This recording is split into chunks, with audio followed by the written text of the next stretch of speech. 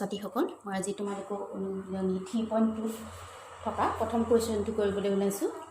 ভিডিঅ'সমূহ মই তোমালোকে সহজতে বুজি পোৱাকৈ বনাবলৈ যত্ন কৰিছোঁ, গতিকে তোমালোকে এইখিনিৰ পৰা উপকৃত হ'লে মোৰ ভাল লাগিব। এতিয়া আজি কুৱেশ্যনটো কৈছে যে এটা গণিত কুইজত 10ম শ্ৰেণীৰ 10জন ছাত্ৰ ছাত্ৰীয়ে অংশগ্ৰহণ কৰিছিল। যদি ছাত্ৰতকৈ ছাত্ৰীৰ সংখ্যা 4 বেছি তেন্তে অংশগ্ৰহণ কৰা ছাত্ৰ ছাত্ৰীৰ সংখ্যা উলিওৱা।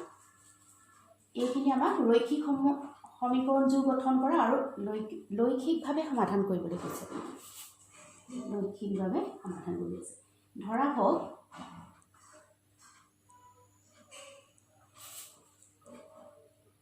ছাত্ৰৰ সংখ্যা x, ছাত্ৰীৰ সংখ্যা y। প্ৰশ্নমতে মুঠ ছাত্ৰ ছাত্ৰী আছিল 10জন, গতিকে ছাত্ৰ আৰু ছাত্ৰীৰ সংখ্যা মিলাই হ'ব 10। এইটো কুৱেশ্যন নম্বৰ 1। আকৌ ছাত্ৰতকৈ ছাত্ৰীৰ সংখ্যা 4 বেছি, গতিকে ছাত্ৰতকৈ ছাত্ৰীৰ সংখ্যা 4 বেছি হ'ব। এইটো সমীকৰণ নম্বৰ 2। এতিয়া সমীকৰণ 1ৰ বাবে আৰু সমীকৰণ 2ৰ বাবে দুটা বক্স বনোৱা।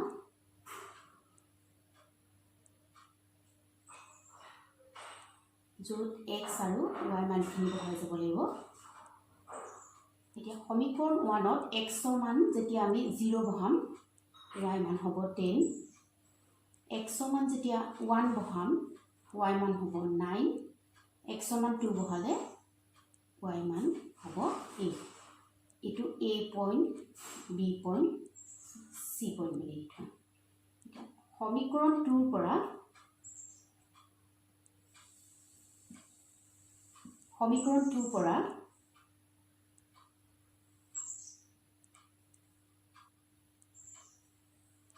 আকৌ x y মানখিনি তিনিটা পইণ্টটো দিয়াব লাগিব। যেতিয়া xৰ মানটো 0 দিওঁ y মানটো হ'ব 4, xৰ মানটো যেতিয়া 1 দিয়া তেতিয়া y মানটো হ'ব 5, xৰ মানটো 2 দিলে y মানটো হ'ব 6।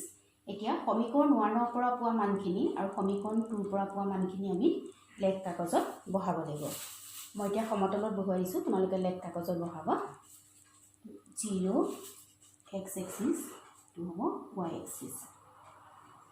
1 2 3 4 5 6, 1 2 3 4 5 6 7 8 9 10 11।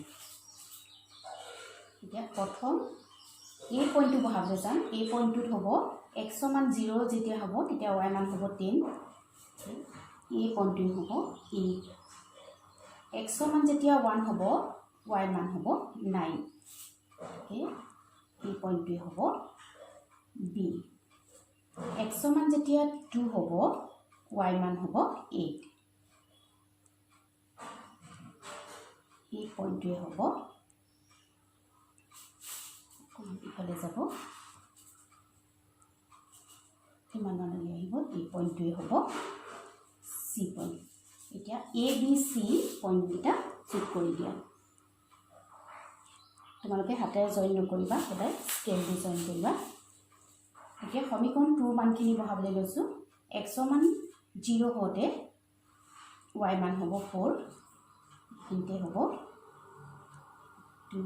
d point, d e f, এইটো d পইণ্টটো হ'ল।